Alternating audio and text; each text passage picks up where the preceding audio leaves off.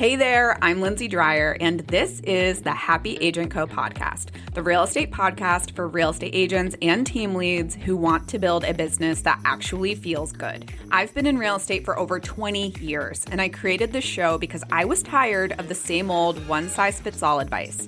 Each week, I share my tips and strategies along with guest interviews that feature agents who are building a life and business they love. If you're done following outdated advice that does not fit your life and you're ready for a smarter, more human way to grow your real estate business, you're in the right place. Hello, friends. It is me, Lindsay Dreyer, brokerage owner, real estate coach, and busy mom of three. And I don't know about you, but spring market is officially here. And I thought we would talk about something that is a little bit polarizing, but why do open houses still work when I think a lot of people say they are a waste of time? An agent at my brokerage actually just picked up a buyer from an open house, and they have already written an offer within 2 days of meeting them. So for those of you who say they do not work, pshaw, they absolutely do. So I get it. There's a lot of misinformation out there, or just salty agents, which I totally understand, who say they're a waste of time. No one actually buys from open houses anymore. It's just nosy neighbors or people killing time. And if you want real buyers, you need to be on social media or you need to be spending money on leads. And I get it. I get why agents think this, because if you're hosting open houses half-assed, you are probably not getting clients, and it probably is a waste of time, like throwing up the balloons, sitting in the corner scrolling on your phone, and having someone walk in. That's not doing open houses. Open houses definitely still work, and they work really, really well, but you have to know what you're doing and what you're trying to accomplish. I spent 4 years in new construction, and I sat in a model home day in, day out. Every day was open house day. And I am so passionate about open houses because of that. When someone walks in the door, you are there to get them to buy a house, whether it's the one you're sitting in or the one down the street.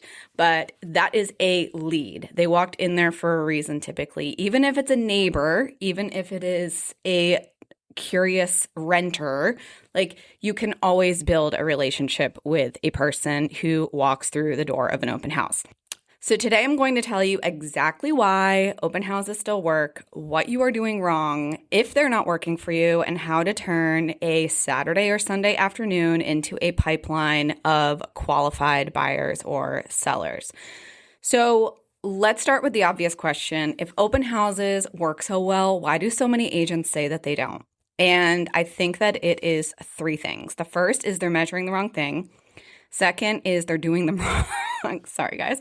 3 is that they don't follow up. And that is probably the most valuable one. So let's dive into they're measuring the wrong thing. Most agents are judging an open house by whether someone walked through the door actually bought that specific house. And you know what? Sometimes that happens, but a lot of the times it almost doesn't ever happen. And that's really not the point. The point is, did you get to meet somebody? Did you meet a potential buyer? Did you get their contact information?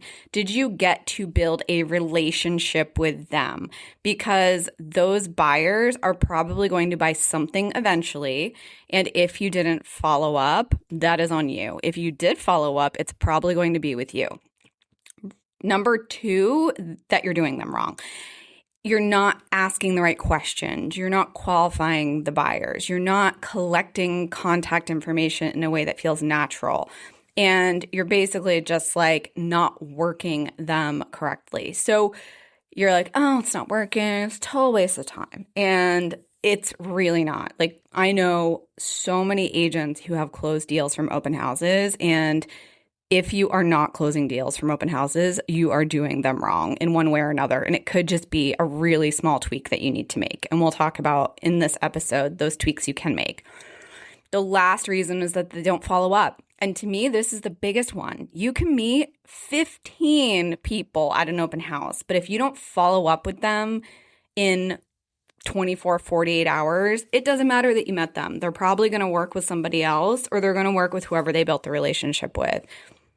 So having follow-up and having a plan for nurture is crucial. I can't tell you on like the Facebook groups how many people are asking what are the best paid lead sources, and you are sleeping on open houses because it is actually a free lead generation strategy, or very low cost if you're doing some like marketing stuff with it. But you're not having to pay for Zillow, you're not running Facebook ads, you're not buying leads, you're not paying referral fees. You are just showing up, being helpful and a real human, and meeting people who are actively looking for homes, or honestly nosy neighbors who are potentially selling down the road. And if you do it right, you will walk away with a list of people who want to hear from you, who you have built a relationship with. And that is not a waste of time. That is an absolute gold mine. All right, so let's talk about what makes an open house actually work, because I know you're like, what? So I'm going to walk you through my tips. And I also have an online course called The Open Method, which if you want to check that out, it's only $47 and it gives you everything you need to know on how to run and nurture and rock a profitable open house. But we will go through some of my tips that I have learned over my 22 years of hosting open houses and my new construction days, which were like the ultimate open house boot camp. All right, so open house tip number 1 is picking the right house. So first, you need to pick the right house. Not every listing is a good open house candidate. And if you're just defaulting to like, well, I have a listing, I guess I'll hold it open, you're setting yourself up to sit in an empty house for 3 hours. So I understand that some sellers, like you're going to need to do it, wave the flag, especially if you do a price reduction. I think you have to hold it open. But here are my tips if you are hosting an open house for someone else in your brokerage, or you want to like reactivate one. So number 1 is it's in an active buyer market. So that means that there are actually buyers looking in that price range and that neighborhood right now. So really going somewhere where there's activity, where listings are moving. The second tip is it needs to be priced right. If that house is overpriced, buyers are not going to show up. And if they do, they're going to walk through and then leave because it doesn't match the listing online. Like they're just like, this is not aligned, this does not work. So finding something that's priced right is super important. Number 3 is it move-in ready or close to it? Because buyers want to see homes that they can picture themselves in. This kind of goes back to like the model home theory, where if it's a model home or it looks really nice, it's going to be inviting. People are going to want to spend time there. They're going to want to stay and chat with you. If the house is a total gut job or a mess, they're not going to linger. They're going to be like in and out, and they're going to walk through in 5 minutes and then leave. So pick something that is comfortable to host and that buyers will want to linger. The next is it's in a visible location. So this could be corner lots, main roads, neighborhoods with good foot traffic. These tend to get those walk-ins, and it also is great for your signage. So if your open house doesn't fit this criteria, you might want to just do some searching. Also, the first weekend on the market, first or second weekend, tend to be the busiest. So like those stale listings, they are not typically the best opportunity for you. So I get it. Most agents hate doing open houses. But if you choose one that is aligned and you're picking the right house, they can be really, really profitable. The house does matter, so I wouldn't waste your time on a listing that doesn't draw a lot of buyers unless it's your listing and you need to do the open house for your seller. All right, the next tip is promoting it like you mean it. You actually have to tell people that open house is happening. And I know that this sounds obvious, but most agents just do the bare minimum. They put the open house in the MLS and maybe post it to their Instagram stories. And then they're like, oh, I did it. I promoted my open house. And that really is not enough. You need to obviously put it in the MLS, make sure it's showing up on Zillow, Redfin, all the portals. And I think you need to put that in at least 5 days in advance so it's sitting there, people have had a chance to see it. I also like to create a Facebook event and invite my sphere, share it publicly, post about it on Instagram. And this is the money shot, like those local Facebook groups. I don't know about you, but like my town here in New Hampshire has a extremely active Facebook group. And if you post your open house, you will, yes, get some troll comments, but you will get some nice comments, but it does get you publicity and gets people to your open houses. So whether that's Nextdoor, your Facebook groups, listservs, I know for condo buildings, a lot of them have like internal listservs that your seller can post to. Make sure that you are hitting those ultra hyper local channels because those are gold mine. The next is sending an email to my database. So letting them know I'm having this open house. If they know anyone looking in the area, forward it to them. If they just want to come say hi, that's great too. Definitely texting my sphere contacts who I know are actively looking or have friends or family looking. Use your resources, get those relationships out there, like use those relationships that you have. And then putting signs out, not just at the house, but those major intersections, make it impossible to miss. And this is key. You have to market it. Now, another one is if you really want, you could invite the neighbors, get some door hangers, or just like print out some flyers, make sure there's no non-solicitation stuff going on. But you can always invite the neighbors as well if you're brave and like to do that. I personally, it's not my vibe, but I think that it works in some communities. I know in Washington, D.C. it does not. In New Hampshire, it might work a little bit better. But again, it just depends on your neighborhood and like kind of the vibe. So those are my tips. You have your MLS listing 5 to 7 days out, social media, local groups, listservs, use those to your advantage, email to your database, texting your key contacts, make sure you have really great signage, and then invite the neighbors. If nobody knows about your open house, nobody's coming. So you have to promote it.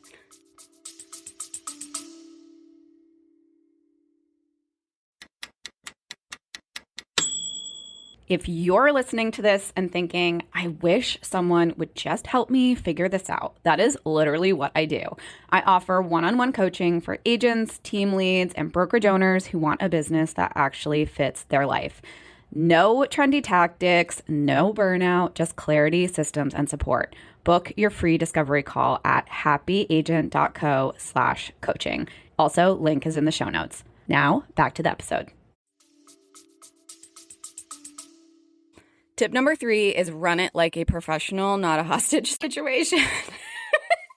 So people are walking through the door. Now what do you do? And this is where most agents completely blow it. They either hover over somebody like a used car salesman, like making people real uncomfortable, or they sit in a corner on their phone, just like ignoring everybody who walks in and kind of just like is scared of them or just like ignoring them. And I've heard that from like buyers, honestly, people who attend open houses. They're like, that agent was horrible. They just sat there on their phone the whole time.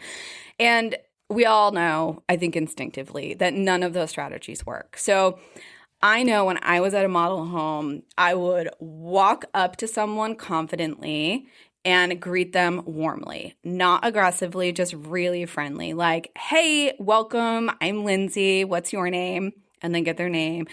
Feel free to look around. I'll be here if you have any questions. If you wouldn't mind, could you sign in for me here, please? And then that's it. You've acknowledged them, introduced yourself, given them permission to explore. Like, you just let them walk around. Do not follow them. Do not narrate the house hunter style. Like, just let them look. And when they come back to the main area, that's when you engage with them. And that's where the magic happens. You can ask questions. Not like, are you pre-approved? That's way too aggressive. But it could be your casual question. Now, I know I have my favorite question, which is, so where do you live now? And that usually gives me all the information I need to know. But it could be like, what did you think of the home? Are you looking in this area? Is this your first time seeing homes, or have you been out before? And then you just listen. And it naturally leads to a conversation because this is not confrontational.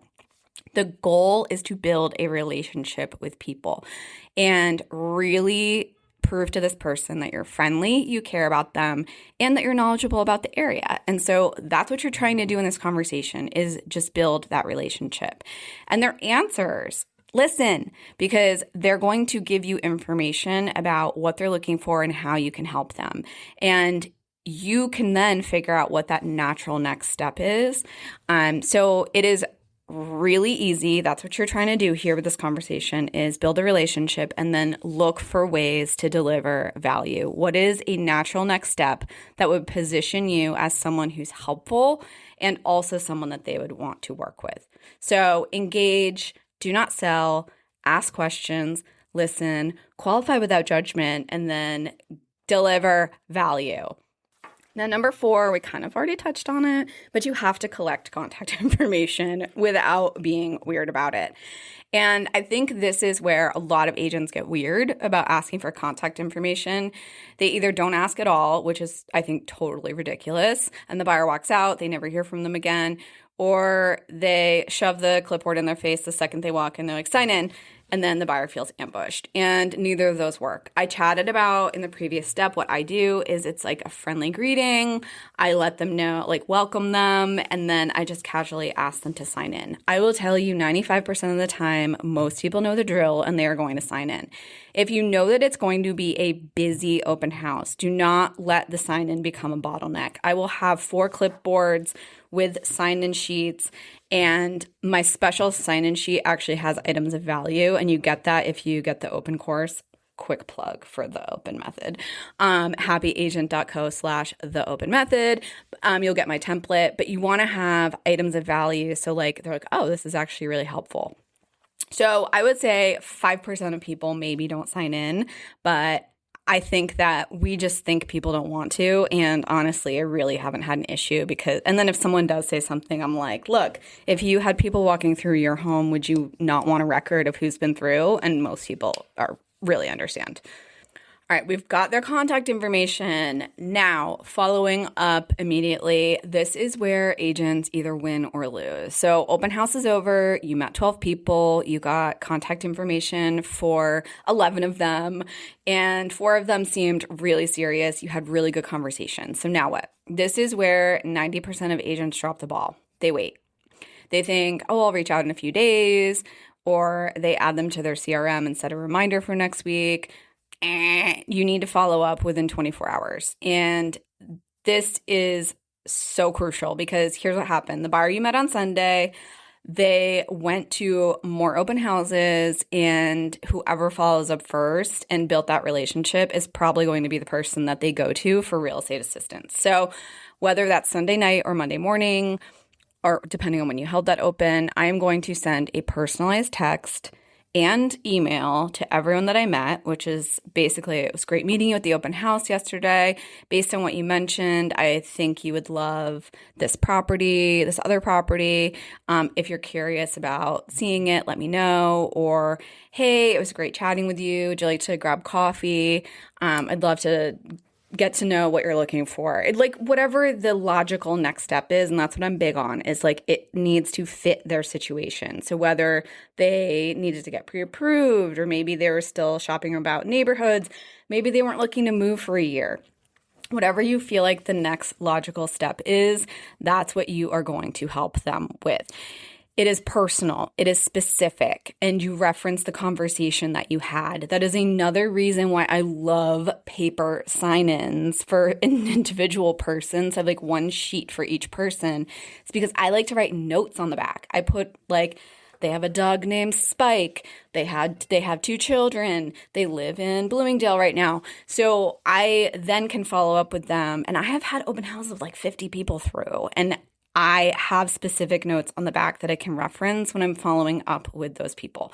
So that is really, really important, is make sure that you're following up immediately, but then also use that information that you collected along the way, because the fortune is in the follow-up. Do not let these relationships go cold because they are so important. I'm hoping by now I do not have to convince you about the real return on investment on open houses, but let's talk about the math. Let's say you hold an open house on a Sunday afternoon, you spend 3 hours there, maybe you spend $30 or $50 on like snacks and materials, and that's your investment. 3 hours, 30 to $50. Let's say you meet 10 people. Out of those 10, you get contact info for 7. Out of those 7, you convert 2 into active buyer clients. And I would hope that you'd close 1 deal out of that the next 60, 90 days. So that is oh my gosh, depending on your market, that could be like $8,000 to $20,000 commission from one open house. 3 hours, $30 to $50, $10,000 to $20,000. Now, I know not every open house is going to generate deals, and that's okay. Some are going to generate zero. Some will generate 5 potential clients. But over time, if you're doing it consistently with a method, which is the most important thing, you will build a pipeline of buyers that costs you almost nothing. Compare that to Zillow leads, which is insanity right now. Like last time I looked, it was like $750 a lead or something. Or you're doing the referral fee of 40%, which is bananas. Or Facebook ads, which is like $500 to $1,000 a month, which is insane. Or paid referrals, which is 25, 35%, whatever you're charging. And open houses are free, 99. And if they are free, they are for me. So if you work them right, I think they convert better than anything else. They are one of the highest return on investment lead gen strategies in real estate. And if you are not doing them, girl, you got to start because they are amazing. So I know a lot of you probably stopped doing them years ago because they quote unquote didn't work, or maybe they didn't fit your lifestyle, which I totally understand. But here's the thing. The market's shifted. I think buyers are overwhelmed by online listings. They're tired of like the constant scroll on Zillow. They want to see homes in person. They want to talk to a real person who can answer their questions. And right now, a lot of agents just aren't prioritizing open houses. And that means that there's less competition out there for those eyeballs or those relationships. So if you start doing them and you do them well, I think you will start to stand out and you'll start becoming known and seen in your market as an agent who is active, which is another really big benefit. It's like you're just out there meeting people, which is great. Also, lead gen costs are going up. Like the portals are getting greedy. Like everything is going up and everyone's fighting for the same eyeballs on Instagram. I really still think that open houses are one of the last free face-to-face lead generation strategies that we have. So if you've given up on them, I think now might be the time to start doing them again or prioritizing them and making them one of the pillars of your business. But the key is don't wing it, learn a system, follow the process, and then watch what happens.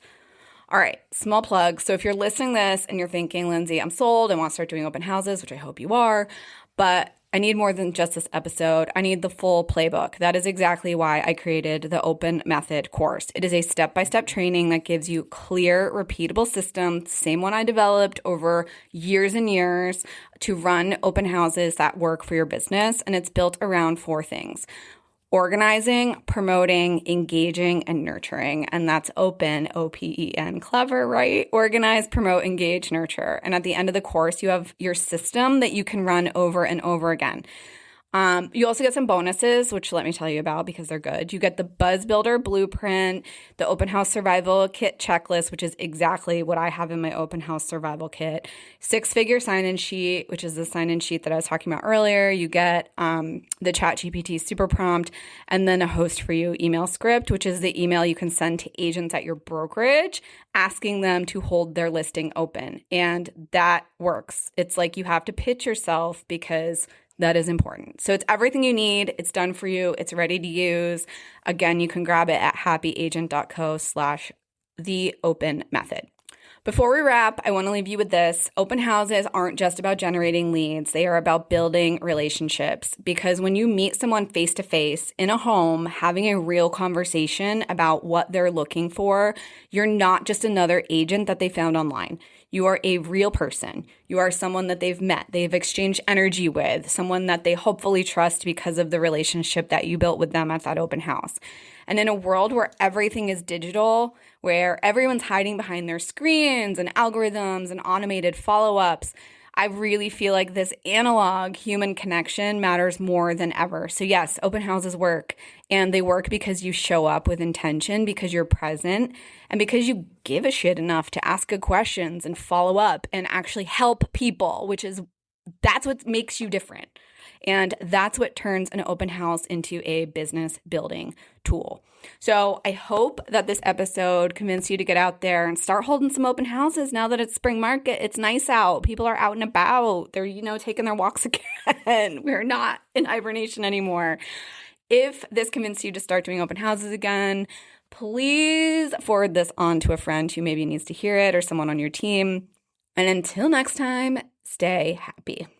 Hey there, quick favor. If you enjoyed today's episode, would you take a few seconds to leave a quick review? It would mean the world to me. I also want to thank you for tuning into this episode of the Happy Agent Co podcast. I hope you feel inspired to keep building a life and business you love. Until next time, stay happy.